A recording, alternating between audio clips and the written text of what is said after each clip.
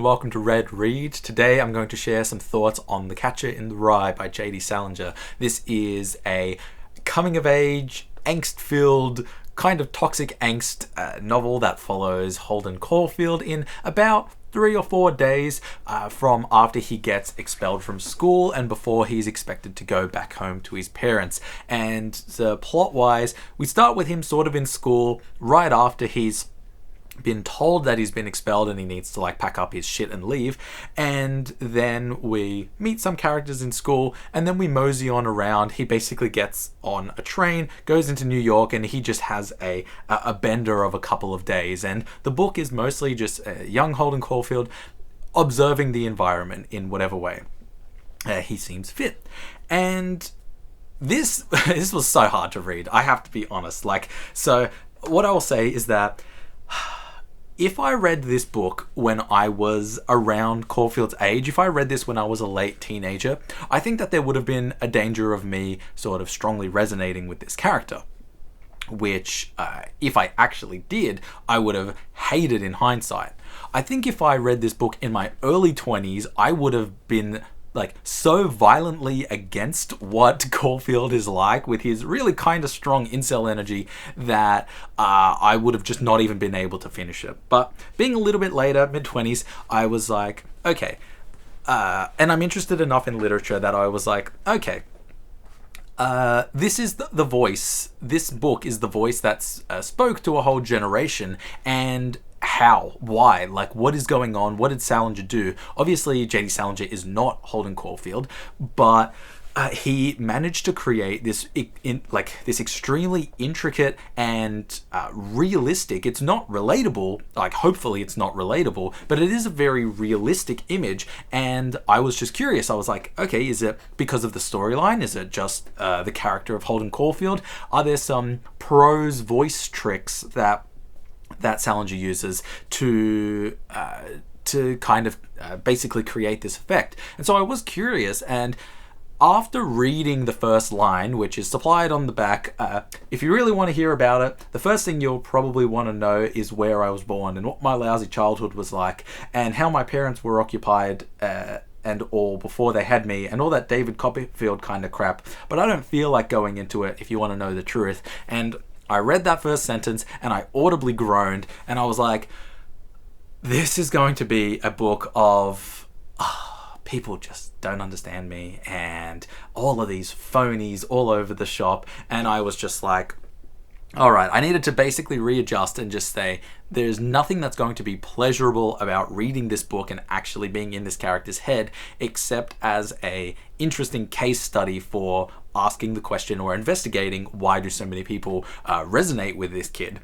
And so I think that there are some interesting things to do. And the most cool thing is how good Salinger is at basically never breaking commitment to it.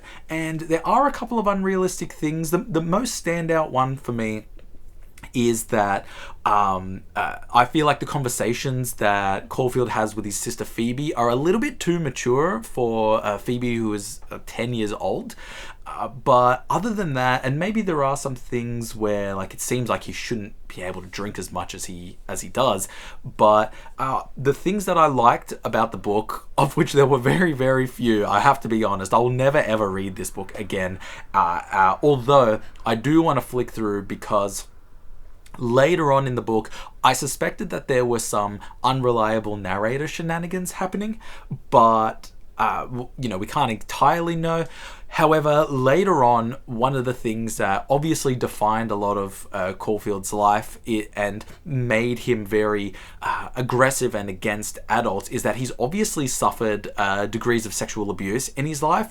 And later on, he talks about how he gets really, really sweaty whenever this sort of perverty things happen to him.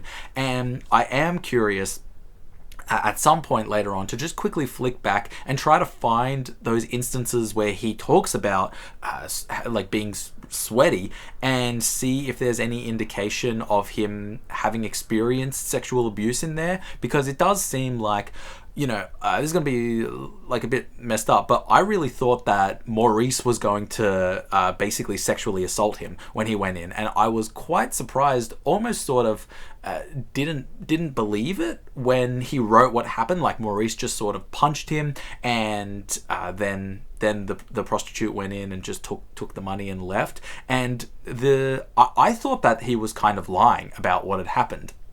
And later on, when in the very end, when he goes to the teacher, Mr. Antiloni or Anatoli, and the teacher he starts by giving him this sort of really great advice, but then the teacher turns out to be kind of corrupt as well. That was the example. Sorry, Antolini. Antolini is the teacher's name. That was when Caulfield talks about how he gets sort of really sweaty and nervous and shaky whenever this stuff happens. And so I thought that was pretty cool, but I really just have to say I don't even know how much I can talk about it, because I really just did not enjoy reading this book. It was I was able to binge it, but just every single page was just like, oh my god. But one of the things that might be interesting is that in the same way that Everything Everywhere All at Once does an excellent job in sort of... So in the very end, this is going to be a big spoiler for Everything Everywhere All at Once, by the way. If you haven't seen it, please go watch it. It's a really, really good movie. One of the things that the movie does really excellently is that near the end, in all of the different timelines, the daughter has decided to kill herself.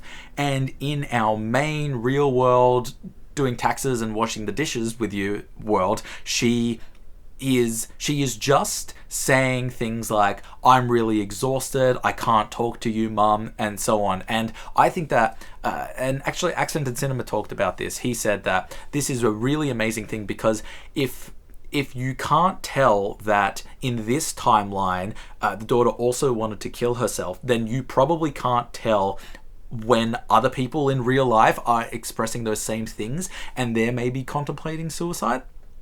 And for that reason, again, go and rewatch the movie if you didn't notice that that's exactly what's happening in real prime world as well. I think that this book might be, there's probably some degree of, you can say hey, the young kids who are filled with angst are feeling this depth and complexity of character. They're not two-dimensional. It's just that the way in which they are interacting with the world is you can read this book. Basically what I'm trying to say is you can maybe read this book and see the signs of someone who's going through things as complex as Caulfield is, and try to sort of resonate with them and meet them halfway, and not just think they're just some two-dimensional angsty kid character, they'll grow out of it. Where, of course, there's a lot of things. Obviously, Caulfield has experienced degrees of sexual abuse, but also with people being...